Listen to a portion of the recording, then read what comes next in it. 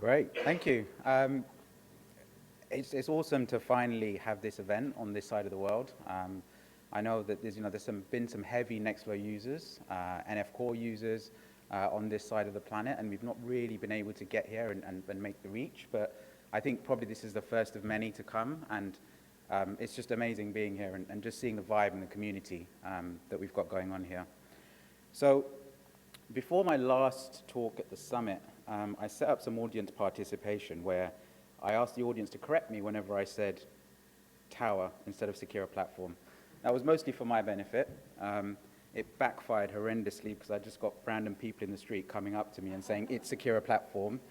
And it's never been the same since. So feel free to correct me, but just be nice. So what I want to talk to you about today is automation on the platform. So Evan gave you a brief overview of the features and give you a quick stop tour of the platform. But us as a team, the scientific development team, which I head up at Seqera, we're very much interested in doing what normal bioinformaticians do. Automation, writing tools, scripting, writing pipelines. We still contribute a lot back to NF Core. I myself have partially been responsible or maintained or written 8 NF Core pipelines, including the RNA-seq one, Fetch NGS, ViralRecon, which was written in the pandemic. And it's just an awesome community, and it's just growing and getting better and better. So us as a team, we do various different things. Our primary role is really to make our customers successful. And so we'll interact with our customers and give them what they need, the support, whether that's helping with issues on the platform or pipeline development and that sort of thing. We also are very, as I said, heavily involved in still contributing back to the community. So our team is still also driving the evolution of the platform and the standards, as well as what happens on NF Core and how we can push the boundaries with Nextflow as well to improve pipelines on NF Core. So those best practices are continually evolving as things change. So Seqera Platform itself, there are various features. I won't go into each one of those. There's cloud expenses and various other things that you can benefit from by using the platform. But as I said, I want to talk to you more about the automation aspects and how you can achieve some of these things. And so to break it down, I guess there's 3 types of approaches, 3 types of users in terms of how you may want to use any tool, really. Is you have a UI type use case where you want to launch a pipeline on a platform by clicking some buttons. And so that's a typical sort of wet lab biologist type user. You can have API submission of tasks and jobs or launching pipelines, and that would be more of sort of, if you've got existing systems that you want to hook in via API calls and leverage API automation, you can do it that way. Bioinformaticians in general love CLI tools. We love CLI tools, and they're just easy to develop on the command line, to install, to update, and to do all of these things in a nice sort of consistent type of way. Users don't necessarily fall into any one of these buckets. Users typically span the spectrum, right? So, I might want to today just click a button and launch a pipeline on the platform because it's just there. And I don't want to have to use a command line tool. It's a convenience thing. For something else that I'm doing repetitively and I don't want to get carpal tunnel, I might use a CLI, for example. And so it really depends what you want to do. I guess the key sort of take home I want to emphasize is just having the flexibility for bioinformaticians is very important. I know that. I've done it. I've been there. And it's just nice having the option. So this is the typical launching via the platform. You click a button. Evan showed you how to do that earlier. You add a data set, and then you launch a pipeline. You can use API calls, and in this case, we're just posting a request via Python via the Seqera API to, in this case, launch a pipeline on the platform. You can even use the CLI as well. So we've got a command line interface, which allows you to essentially simplify how you interact with the platform. And so I guess in order to understand how these all work on the platform, you sort of need to understand the core components. And so the way that the platform is typically structured is you have three main components. You have a back-end database that stores all of your metrics. So anything that you see in the user interface is stored in a database. Whether that's run information, user information, all of these things are stored in that database. Then you've got a back-end container that is essentially making API calls between the database and the front-end container. And the front-end container is what puts the application up in the UI. And so all of this is actually all being done by API calls behind the scenes. And what the CLI is essentially built on top of the API. But it's more convenient to use because when you want to launch a pipeline, you might have to have 3 API requests, right? And rather than having 3 API requests, the CLI hides all of that behind the scenes and just says, Seqera launch RNA-seq. And so those particular API requests are already chained behind the scenes for you, and you use a CLI interface, which is much neater. What's also nice about some of this is that with the CLI, you can even import and export entities in the platform directly as code. And so you may want to store how you created something in the platform. It's all well and good, you know, happy clicking buttons, creating stuff, but you want to be able to reproduce what you've done and have infrastructure as code as well, potentially, if you want to maybe spin up the same compute environment again in a separate workspace, or add another pipeline in a different workspace for another reason. And so being able to export that as code is very powerful because you can store it, you can version control it, and now you're essentially not only version controlling your workflows, but you're also version controlling how you've created everything in that environment. So what we've also developed as a team is a tool called Seqera Kit. So you've got the API, the CLI is built on the API, and Seqera Kit is essentially a wrapper around the CLI. And so all of the typical options that you'd get exposed when you run on the CLI are exposed in a very nice standard YAML format. So on the left here, you can see when you want to launch a pipeline, you can essentially define everything in YAML format. You don't need to interact with JSON or anything like that. Any CLI options are available within this YAML format for you to then leverage for your own automation. It's much easier to maintain, it's much easier to update, it's much easier to store and understand. And so, given the fact that this tool has been written in Python, another aspect is actually the ability to then not only launch via a simple YAML file, but you can import Seqera Kit within the context of a Python script and then exploit the capabilities of the CLI directly from within Python 2. So there may be use cases where you want to do, you know, some more dynamic things that you can't really define in an end-to-end YAML format. And so you might want to do things in between processes or maybe adding data sets, automation, various other things. And being able to import the Seqera Kit and the CLI functionality within Python really opens up the possibilities of automating your processes. So, in true Seqera style, I'm going to try and give you a live demo now of how some of this looks. So just so you know, key.io was down half an hour ago, and I'm hoping that it isn't, so please cross everything for me here. Right, so I've just opened up a VS Code editor, and here I'm going to do a couple of admin things, and it will all make sense a bit later on, so just bear with me. So I'm just running a simple server here. I've got a Python script in this folder that just, it's like 40 lines of code that runs a server. And I'm going to open a port in this terminal. I'm going to copy this, put it in this Nextflow config file. And so what I'm doing here is essentially setting up a server where I can post requests and listen to events that are coming in via this weblog functionality that there is available in Nextflow. This might be deprecated, so don't take this seriously. I just wanted to show you how this could potentially work, given mostly because we were asked questions about chaining pipelines together, and I thought I'd put something together. Okay, so Seqera Kit.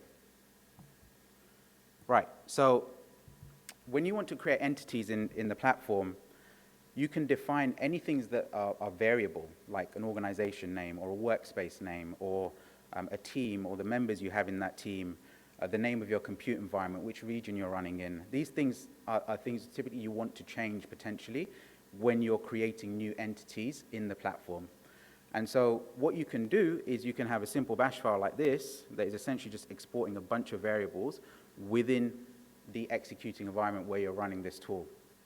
And so what I'm going to do is I'm going to source this file.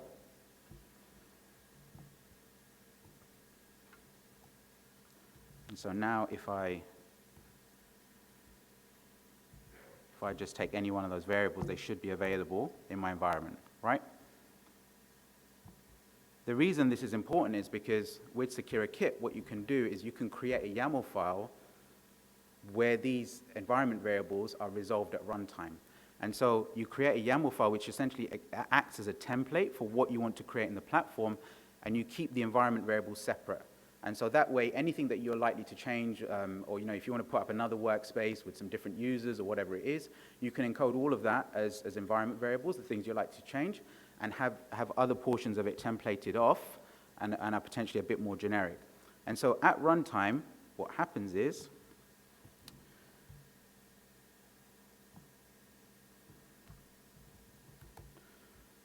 I've got this YAML file now.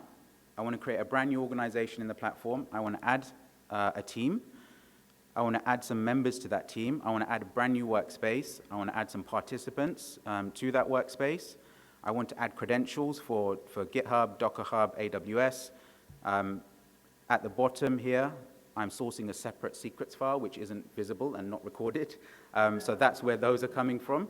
And so here, I'm creating a compute environment on AWS Batch. I'm using the batch forge mechanism that we've got on the platform, which is really powerful because it just means you can go away and create all of the resources you need to run your compute in a very easy, standardized way and not have to worry about doing this manually within your own AWS account via a console.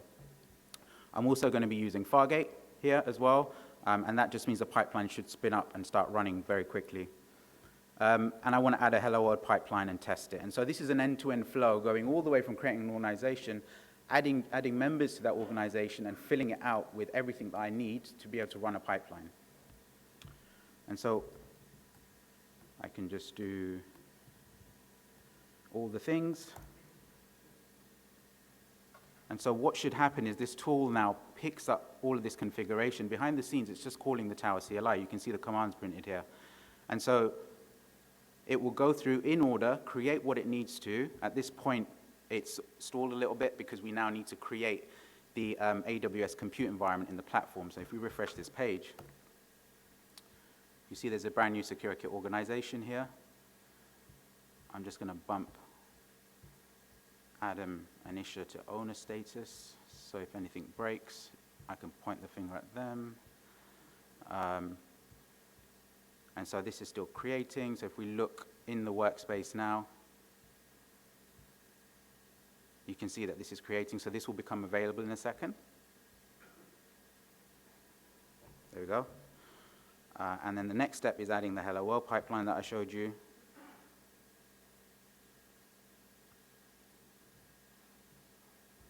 So if I refresh here,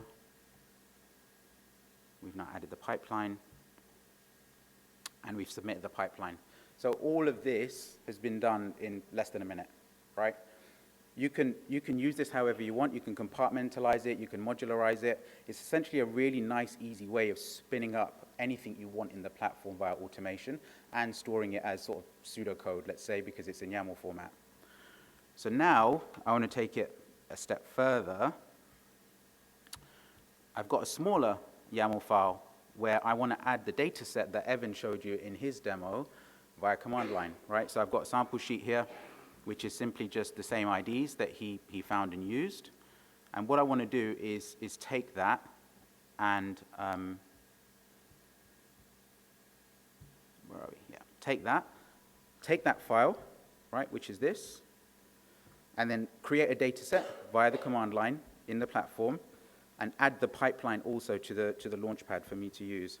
And you can see here I'm setting some parameters as well. So when he was going through his demo, he set the NF-core pipeline to, he set the fetch.ngS pipeline to output a sample sheet that could run with RNA-seq. And so all of this stuff you can encode also in this YAML. So all we do is we run the other one.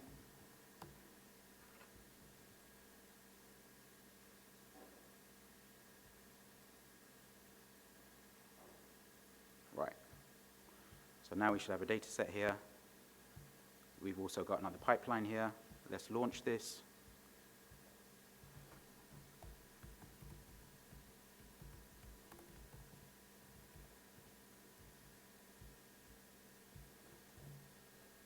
From the user interface.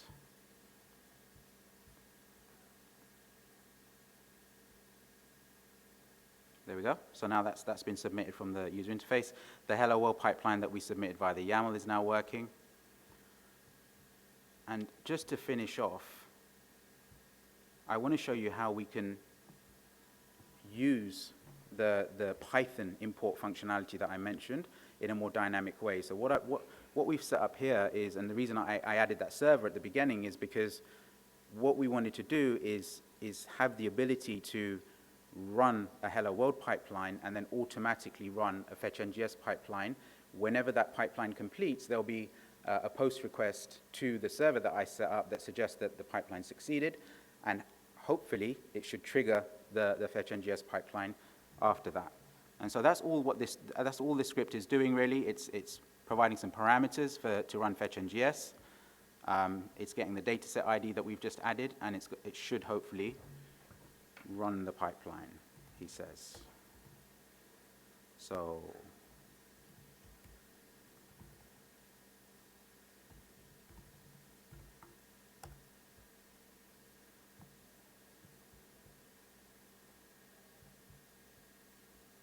okay, so we should start seeing some server requests here. There we go. And then we've got a brand new pipeline here.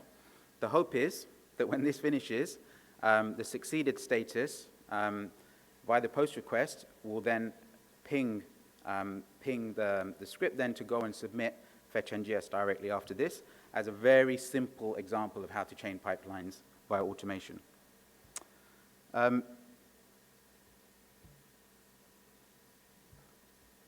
Another thing I wanted to show you since the last summit, we'll come back to that because that will take a couple of seconds to kick off.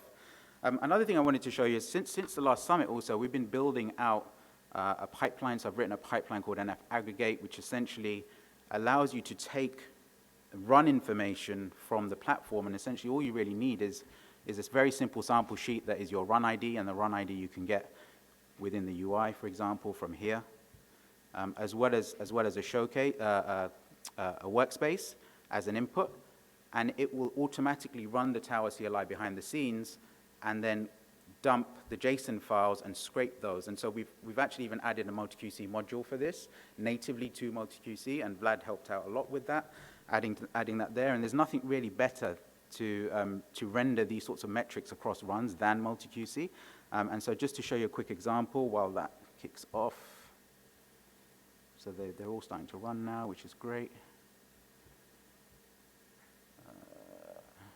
Let's switch to another workspace.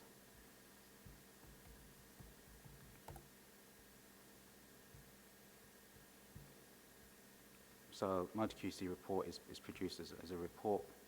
If I download it, open it up. There's also now native functionality for this, anything that's dumped there by the Seqera CLI to be rendered as a report. And this can be really useful if you're benchmarking your own runs or doing various other stuff rather than copying and pasting out the user interface. It just makes it a lot easier and more standardized to share the results and resource requests and requirements and various other things by using something like this as a MultiQC module. So this is something that actually we said we would do at the end of the summit, but also is something now, I guess, to tag on the CLI and automation conversation. It's another thing that we've added now at the end of the Seqera CLI. Okay, so just to finish off, those pipelines are now running. I really want to see that other one get submitted. Still posting away. But to also emphasize how easy this is, Isha has also run exactly the same scripts, and now we are running Hello World in this brand new organization that I've just created, She's running Hello World on GCP, and it's just finished. Adam, who's in the UK, has done exactly the same thing with Azure, and the pipeline is now running on Azure. Again, this just shows you how easy it is to do this once you have something in place and templated together. So now, within the space of 20 minutes, we've set up an end-to-end environment where we can start running Nextflow pipelines and hand it off to users for their own benefit to start running these pipelines themselves.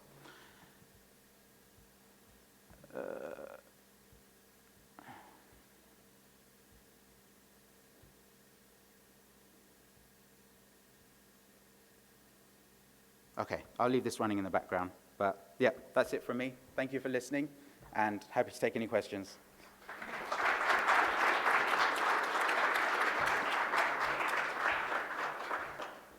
Anybody has any questions while we're waiting for the pipeline to finish? Not seeing much here in the Slack.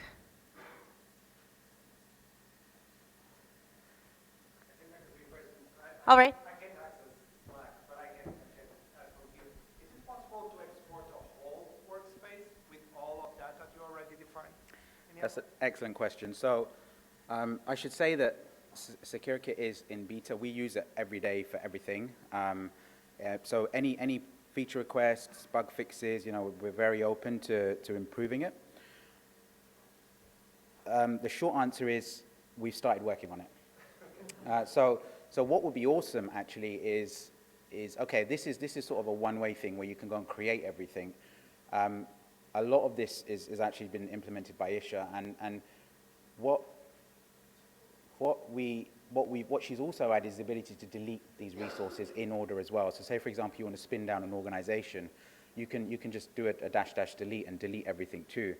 But what would be even better is the ability to essentially manage infrastructure as code and automatically be able to have diffs over time as to how things change, right? So if your YAML template is what it looks like today, then maybe having the option of some sort of dump or export function that allows you to automatically see what's been changed in that workspace over time. So we're trying to figure out how to implement that, yeah, hopefully soon. Yeah. Thank you, Harshil. I guess we don't have... Well, we do. Look, it's been submitted. submitted. There we go. Look, there we go. So the post request probably came in. There we go.